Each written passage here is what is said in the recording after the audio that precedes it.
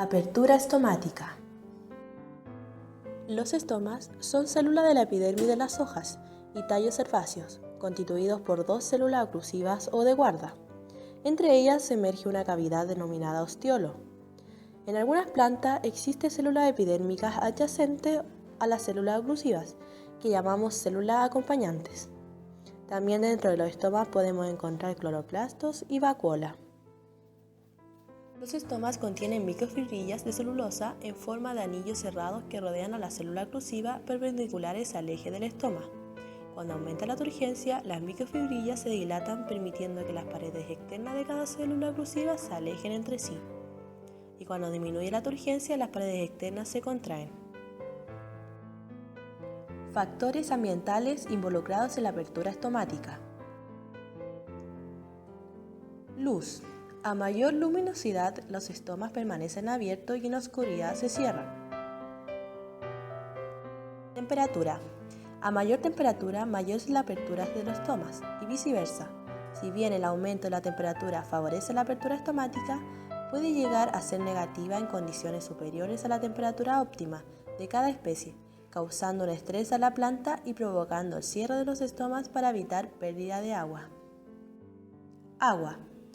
Cuando entra agua a las células oclusivas, el estoma se abre, aumenta la turgencia, y cuando hay déficit de agua, se reduce la turgencia en las células oclusivas, provocando el cierre del estoma total o parcialmente.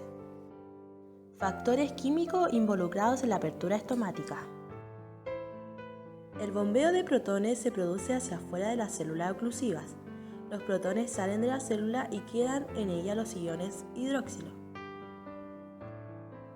Este gradiente de protones conduce al ingreso de iones potasio, vía canales de potasio, hacia el interior. Al mismo tiempo se produce la entrada de iones de cloro, estos sin embargo lo hacen en menos cantidad que el ion potasio. El calcio juega un papel importante en el bombeo de protones, ya que es capaz de inhibir a las ATPasas evitando que continúen saliendo protones. Estos se acumulan en el interior de la célula y los iones potasio y cloro saldrán de esta también por efecto de calcio que inhibe los canales de ingreso de estos aniones. Ahora se produce un aumento de pH dentro de la célula ya que aumenta la concentración de iones de hidrógeno y además se produce el cierre estomático. Cuando el mesófilo de la célula de las hojas comienza a deshidratarse, provoca que los cloroplastos se redistribuyan dentro del mesófilo y eso permite que ingrese más ácido abscísico que está sintetizándose en las raíces. El ácido abscísico es liberado al apoplasto y por medio de una corriente de transpiración es transportado a las células guarda o células oclusivas. Cuando ingresa en la célula estomática, provoca la salida o pérdida de iones potasio y de aniones de cloro. Junto con ello, la salida de agua, lo que provoca finalmente el cierre de los estomas. La apertura y cierre de los estomas también es sensible a los cambios de pH. En general, un pH elevado favorece la apertura, mientras que un pH bajo favorece el cierre de los estomas.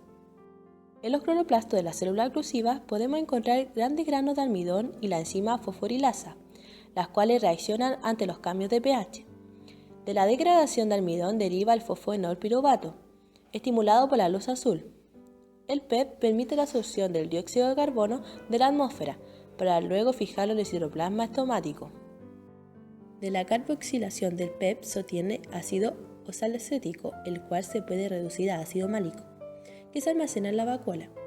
Simultáneamente, de la disociación del ácido málico se genera el malato, entregando iones hidrógeno a la bomba ATPasa para que ésta siga en funcionamiento. A bajas concentraciones de dióxido de carbono intracelular, los estomas se abren, respondiendo al dióxido de carbono sin que haya diferencia al momento del uso de oscuridad.